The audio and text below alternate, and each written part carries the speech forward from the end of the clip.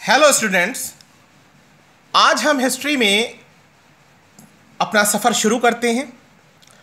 मानव जीवन के इतिहास के बारे में हम बात कर रहे हैं और ज्योग्राफी सब्जेक्ट से थोड़ी सी मदद ले लेते हैं, कुछ उधार ले लेते हैं नॉलेज।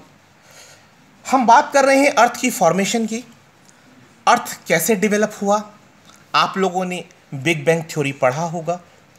बिग बैंग थ्योरी को देने वाले जॉर्ज लेमेटेयर और रॉबर्ट बेगनर ने यह बताया कि एक नेबुला, एक बड़ा सा नेबुला, और वो नेबुला जो कि बहुत सारे पदार्थों से बना था, यानी बहुत भारी पदार्थों से बना था, एकाएक में एक विस्फोट हुआ और विस्फोट होने के कारण ये जो भी आकाशगंगाएं, सौरमंडल और ग्रह हैं, इन सब की उत्पत्ति हुई और इसी क्रम में हमारी ये अर्थ एग्जिस्टेंस में आई।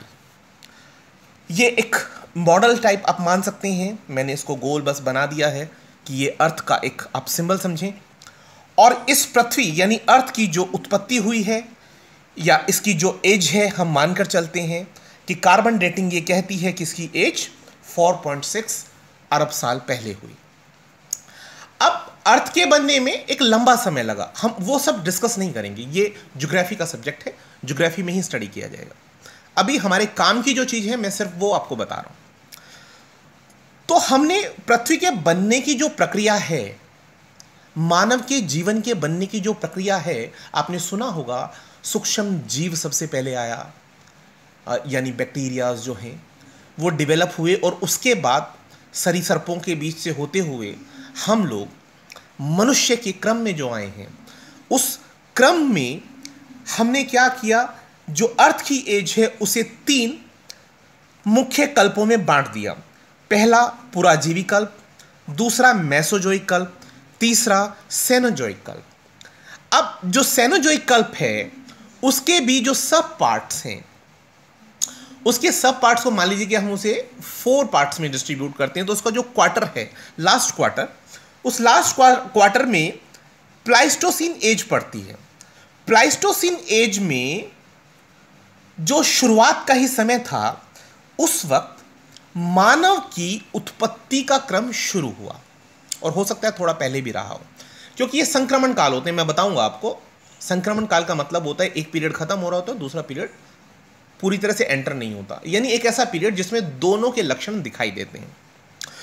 तो हम मोटा मोटा मानते हैं कि प्लाइस्टोसीन एज के आसपास मानव का जो क्रम था, बनने का क्रम था, वो स्टार्ट हुआ, जिसका टाइम पीरियड तकरीबन 20 लाख साल पहले का है। वो डेट्स पर आप उतना नहीं जाएं, डेट्स थोड़ा बहुत आगे पीछे हो सकती हैं। अलग अलग हिस्टोरियंस ने, अलग अलग लोगों ने अलग अलग टाइम पीरियड बताए हैं। आपको मेन क्या है, क्रोनोलॉजिकल बस स्टडी करना है। प्लाइस्टोसीन एज के बाद तकरीबन 10,000 BC के आसपास एक एज आता है जिसको हम होलोसिन पीरियड कहते हैं। और ये वो होलोसिन पीरियड है जिसमें कि हम लोगों ने एग्रीकल्चर यानी खेती करना सीख लिया। तो यानी घुमंतु प्रोसेस छोड़कर हम लोग स्टेबल हो गए। तो ये छोटी सी बात मैंने बताई, लेकिन इसके साथ एक और बात बतानी जरूरी है। यहां पर मानव के 17 कैरेक्टर ऐसे हैं जो आइडेंटिफाई किए और वेल नोन हैं, और भी हो सकता है कि भविष्य में चुने जाएं, या हो सकता है मुझे ना पता हो। तो तकरीबन 17 कैरेक्टर में से जो मेन कैरेक्टर हैं, उनके लिए मैंने एक फॉर्मूले के थ्रू, आपने सुना भी हो शायद, और नहीं सुना है तो देख लें, इसको बताने की कोशिश की है। ये फॉर्मूला है आपका, do remember America has enough number of scales. अब आप कहेंगे इसका क्या मतलब हुआ। ये बेमानी चीज है, ये हमने डेवलप किया है सिर्फ याद करने के लिए। याद क्या करना है हमें, कि वो क्रम, जिस क्रम से मानव की उत्पत्ति हुई है, जो होमोनाइजेशन का प्रोसेस है, इवोल्यूशन का प्रोसेस है, उसको हम देख रहे हैं। डी स्टैंड कर रहा है आपका ड्रायोपिथेकस के लिए, आर स्टैंड कर रहा है रामापिथेकस के लिए, ए स्टैंड कर रहा है यहां पर ऑस्ट्रेलोपिथेकस के लिए, एच होमो हैबिलस के लिए, और ई है आपका होमो इरेक्टस के लिए। उसके बाद नंबर आपका निएंडरथल के लिए, और एस स्टैंड कर रहा है होमो सेपियंस सेपियंस के लिए।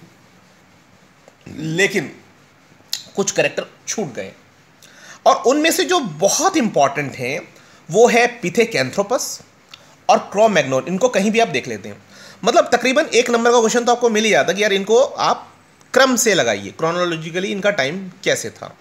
तो मैं आपको बता दूं, 4 पैरों पे चलते चलते जैसे जानवर चलते हैं, 2 पैरों पर यानी मनुष्य की तरह चलने के क्रम में, यानी जो होमोसेपियन बनने का जो प्रोसेस है, इस पूरी प्रोसेस को हमने तकरीबन 17 मेन कैरेक्टर्स में बांटा है, जिसको मैंने ब्रीफ कर दिया आपको। अब इससे लंबा मैं इस पर आपको नहीं बताना चाहता। अगर आपको स्पेशली कुछ नॉलेज चाहिए तो आप मुझे बताइए, मैं आपको इस पर एक पर्टिकुलर वीडियो बनाकर दे दूंगा। अब बात आती है, हम इसके आगे पढ़ेंगे। इसके आगे हमें क्या पढ़ना है? इसके आगे हमारा इतिहास शुरू होता है। एक्चुअली इतिहास क्या है, इतिहास के बारे में मैं आपको बताना चाहूंगा। जैसे एक क्वेश्चन होता है कि भैया इतिहास क्या है, what do you mean by history. मैंने पहले उसके बारे में डिटेलिंग की थी, लेकिन उतना मैं बताऊंगा नहीं। इतिहास का डिवीजन क्या है? तो इतिहास का डिवीजन होता है, उसे आप 3 पार्ट्स में बांट सकते हैं। कितने पार्ट्स में बांट सकते हैं? 3 पार्ट्स में। पहला पार्ट होता है आपका, हम उसे कहते हैं प्रागैतिहासिक काल। क्या कहते हैं? प्रागैतिहासिक काल। दूसरा पीरियड होता है आपका आद्य ऐतिहासिक काल। आद्य ऐतिहासिक काल। और तीसरा पीरियड आपका होता है, थर्ड पीरियड जो है उसका नाम है ऐतिहासिक काल। अब है क्या कि ये भारी भरकम से शब्द हैं, जैसे कि प्रागैतिहासिक क्या होगा, आद्य ऐतिहासिक क्या होगा, या ऐतिहासिक क्या होगा। आपको डरने की जरूरत नहीं, इंग्लिश का थोड़ा सा सहारा ले लेंगे, सब समझ में आ जाएगा आपको। प्रागैतिहासिक का मतलब प्री हिस्टोरिक। क्या होता है? Pre historic. आद्य ऐतिहासिक का मतलब क्या होता है? तो आद्य ऐतिहासिक काल आपका शुरू होता है, लेकिन इसको आप नहीं समझ पा रहे थे तो आप इंग्लिश में लिखें इसको। क्या कहते हैं इसको? Proto historic. और ऐतिहासिक काल तो बताने की जरूरत नहीं है, हिस्टोरिक पीरियड। ठीक है, अब फिर से डिटेलिंग करते हैं। ये प्रागैतिहासिक काल एक्चुअली बहुत बड़ा है। प्रागैतिहासिक काल बहुत बड़ा है और उसे फर्दर 3 पार्ट्स में बांटा जाता है। पहला निम्न,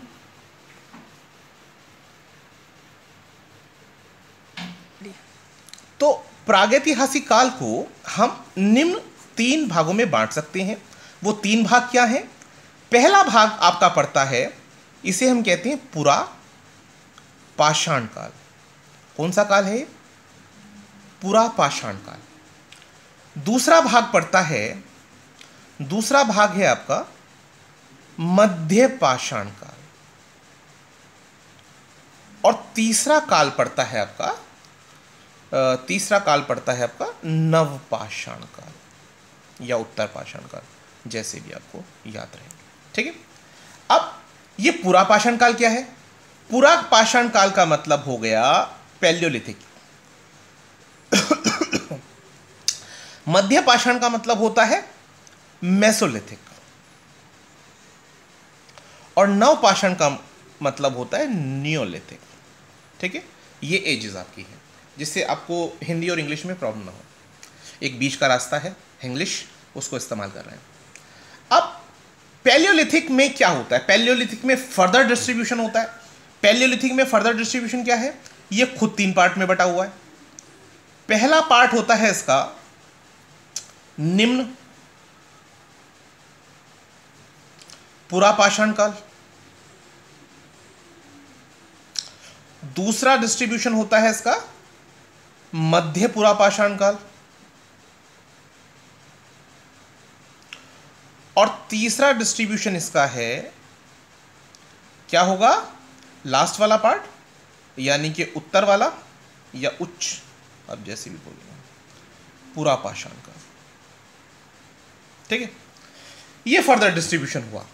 तो कहने का मतलब ये लंबी चौड़ी बात आप देखिए किस तरह बढ़ता हुआ जा रहा है, लेकिन जो काम की बात थी वो पहले बता देता हूं।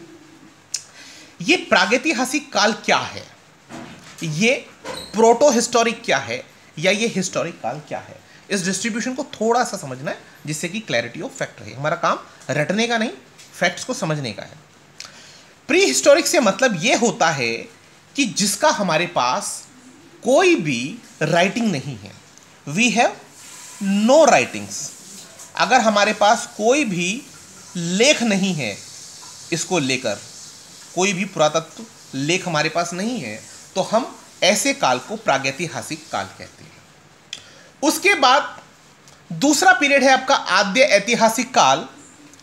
आद्य ऐतिहासिक या प्रोटो हिस्टोरिक का मतलब होता है हमारे पास राइटिंग है पर हम डिकोड नहीं कर पाए। हम क्या नहीं कर पाए? डिकोडिंग नहीं हुई। यानी हमारे पास साक्ष्य हैं लेकिन हम उन्हें समझ नहीं पा रहे हैं। और तीसरा पीरियड जिसे हम हिस्टोरिक पीरियड कहते हैं, वो पीरियड जिसके हमारे पास लिखित दस्तावेज हैं, यानी उसके बारे में जो भी जानकारी है वो रिटर्न में है। यहां पर क्या हुआ? राइटिंग नहीं है, यहां राइटिंग है, पढ़ नहीं सकते, डिकोडिंग नहीं हो पाई, और यहां पर हमारे पास जो है वो लिखित में है, उसके साक्ष्य हमारे पास मौजूद हैं। तो ये एक छोटा सा डिस्ट्रीब्यूशन आपको समझ आया होगा। अब इससे आगे हम चलेंगे, इनके टाइम पीरियड्स को हम स्टडी करेंगे, लेकिन मेन बात है कि आपको बात समझ में आनी चाहिए। स्टार्ट। ओके स्टूडेंट्स, आज का टॉपिक हम इतना ही रखते हैं। अभी एक्चुअली किसी रीज़न से मैं इसको आगे नहीं बना पा रहा हूँ, तो मैं नेक्स्ट वीडियो में आपको इससे आगे की हिस्ट्री शुरू करूँगा, और आप लोगों से उम्मीद करता हूँ कि आप लोग इसे लाइक करेंगे, आपको पसंद आएगा तो सब्सक्राइब करेंगे और इसे शेयर भी करेंगे। Thank you, thanks a lot, have a good night.